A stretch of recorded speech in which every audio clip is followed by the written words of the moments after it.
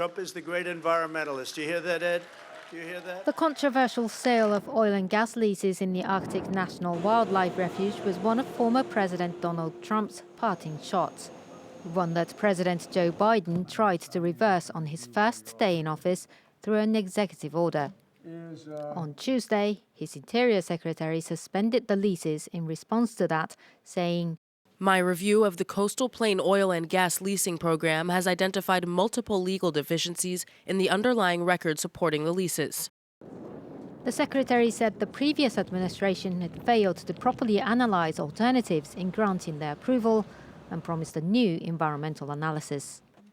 The 8 million hectare plain on Alaska's northern coast is home to polar bears, caribou, and migratory birds.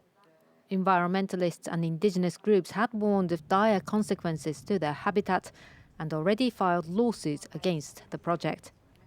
Although the suspension serves as a way to boost President Biden's climate credentials, he's come under criticism recently over his support for another drilling project in Alaska and other oil and gas leases in Wyoming. Greenpeace says more needs to be done. The bar for President Biden and his administration has never been whether they can reverse the climate destruction of the previous administration, but if they'll do what science and justice demand to stop the climate crisis.